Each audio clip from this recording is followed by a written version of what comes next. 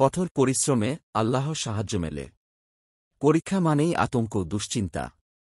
পরীক্ষা এলে পরীক্ষার্থীরা যেমন চরম আতঙ্কগ্রস্ত থাকে, তেমনি তাদের অভিভাবকরাও ভীষণ দুশ্চিন্তায় থাকেন।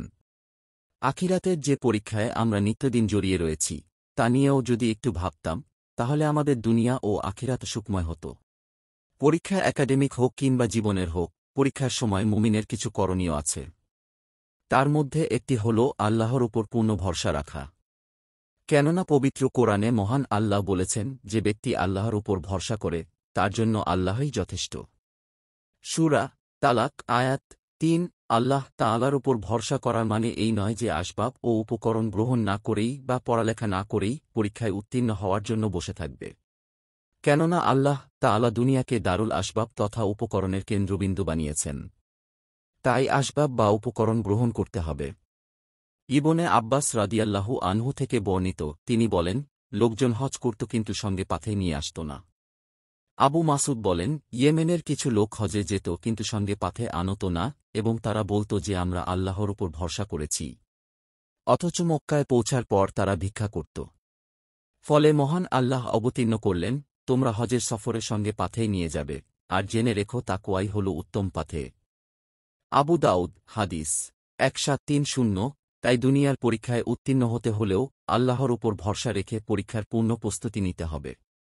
কঠোর পরিশ্রম করতে হবে। কারণ আল্লাহ কোনো কোনো ক্ষেত্রে মানুষের পরিশ্রম ও চেষ্টার উপর ভিত্তি করে তাকে সফলতা দান করেন। পবিত্র কোরআনে ইরশাদ হয়েছে, আর সবার জন্যই তাদের কর্ম অনুসারে মর্যাদা রয়েছে। আর আল্লাহ যেন তাদেরকে তাদের কর্মের পূর্ণ প্রতিফল দিতে পারেন। আর তাদের প্রতি কোনো জুলুম করা হবে না। সূরা আল-আহকাফ আয়াত ১৯। পরীক্ষায় অংশ নিতে বের হওয়ার আগে ২ রাকাত সালাতুল হাজত পড়ে মহান আল্লাহর কাছে সাহায্য চাওয়া যেতে পারে। কারণ রাসূল সাল্লাল্লাহু আলাইহি ওয়াসাল্লাম যখন কঠিন সমস্যার সম্মুখীন হতেন, তখন সালাতুল হাজত বা প্রয়োজন পূরণের নামাজ পড়তেন। আবু দাউদ হাদিস ১৩১৯। এটি পড়ার জন্য নির্দিষ্ট কোনো সূরা পড়া জরুরি নয়, বরং সাধারণভাবে ২ রাকাত নফল নামাজ পড়ে নিজ প্রয়োজনগুলো মহান আল্লাহর কাছে পেশ করা এবং তার সাহায্য প্রার্থনা করা। বিসমিল্লাহ সহকারে পরীক্ষা শুরু করতে হবে। এতে আল্লাহর রহমতও পাওয়া যাবে। অনেকে পরীক্ষার সময় অস্থির হয়ে পড়ে, খুব বেশি তাড়াহুড়া করে। ফলে অনেক ক্ষেত্রে ভুল উত্তরও দিয়ে বসে।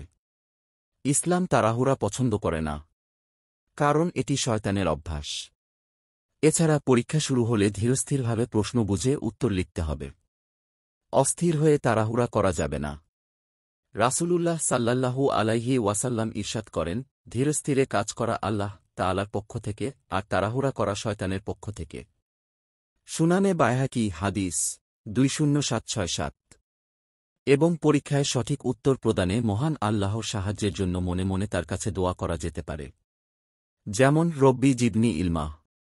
কোনো উত্তর পড়ে যাওয়ার পরও মনে না পড়লে এই দোয়া করা যেতে পারে। উচ্চারণ: রব্বিশরহলি সদরি ওয়া ইয়াসসিরলি আমরি ওয়াহলুল উকদাতাম মিন লিসানি ইয়াফকাহু কওলি। অর্থ: সে বলল, হে আমার রব, আমার বুক প্রশস্ত করে দিন এবং আমার কাজ সহজ করে দিন, আর আমার জিহ্বার জড়তা দূর করে দিন, যাতে তারা আমার কথা বুঝতে পারে। সূরা তহা আয়াত ২৫-২৮। এই দোয়া মৌখিক পরীক্ষার সময় বেশি বেশি পড়া যেতে পারে। এছাড়া মুরব্বীদের মুখে আরেকটি দোয়া শোনা যায়, রব্বি ইয়াসসির ওয়া লা তুয়াসসির ওয়া তাম্মিম আলাইনা বিল খাইর। অর্থ: হে আমার রব, সহজ করো, কঠিন করো না, এবং কল্যাণের সঙ্গে শেষ করার তাওফিক দান করো। মহান আল্লাহ সবাইকে পরীক্ষায় ভালো ফলাফল করার তাওফিক দান করুন।